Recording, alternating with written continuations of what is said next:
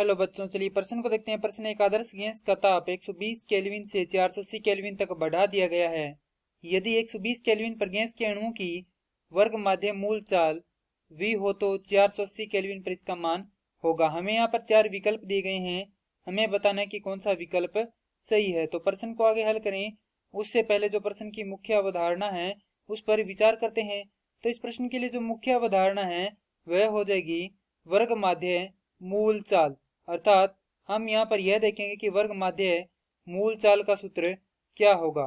तो वर्ग माध्य मूल चाल जिसे हम दर्शाते हैं VRMS से, यह बराबर होता है वर्गमूल में 3 RT बटा M के, जहां R होता है सार्वत्रिक गैस नियतांक, T होता है ताप और M होता है यहाँ पर अणुभार। अब चूंकि प्रश्न में दिया गया कि एक आदर्श गैस जिसका ताप 120 से 480 केल्विन तक बढ़ा दिया गया, तो यहाँ पर हमारा जो अणुभार है वह परिवर्तित नहीं हो रहा है। तो यहाँ से अणुभार और जो गैस नियतांक है ये दोनों क्या है, नियत है। केवल परिवर्तित क्या हो रहा है, ताप परिवर्तित हो रहा है।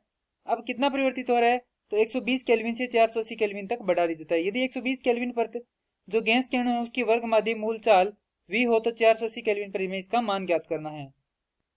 तो यहाँ से हम क्या कर देते हैं, जो हमारे पास प्राथमिक यानी कि जो शुरुआत में हमारे पास है VRMS उसे मान लेते हैं V1 बराबर होगा किसके, वर्गमूल में 3 है।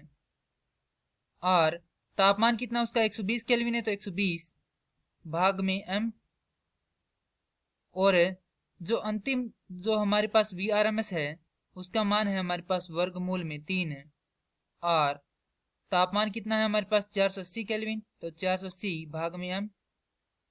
अब यहाँ से जो V2 है, V1 है, उसका मान कितना है हमारे पास, V1 RMS का मान है हमारे पास V, जो कि क्या दिया गया है, प्रश्न में दिया गया है।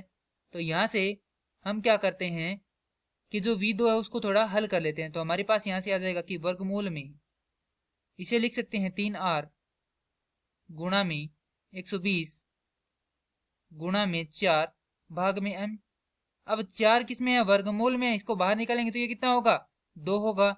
तो 2 गुणा में वर्गमूल में 3R गुणा में 120 भाग में M।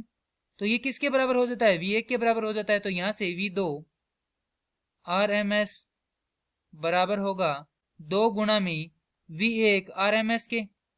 तो V1 RMS का मान कितना है, V है। तो यहाँ से V2 RMS का मान हो जाएगा 2 गुणा में V। और ये क्या है, हमारे प्रश्न का उत्तर है। यह उत्तर दिए गए विकल्पों में से विकल्प बी से मिलान करता है, तो प्रश्न के लिए सही उत्तर होगा विकल्प बी। मैं आशा करता हूं कि यह प्रश्न आपको समझ में आया होगा। धन्यवाद।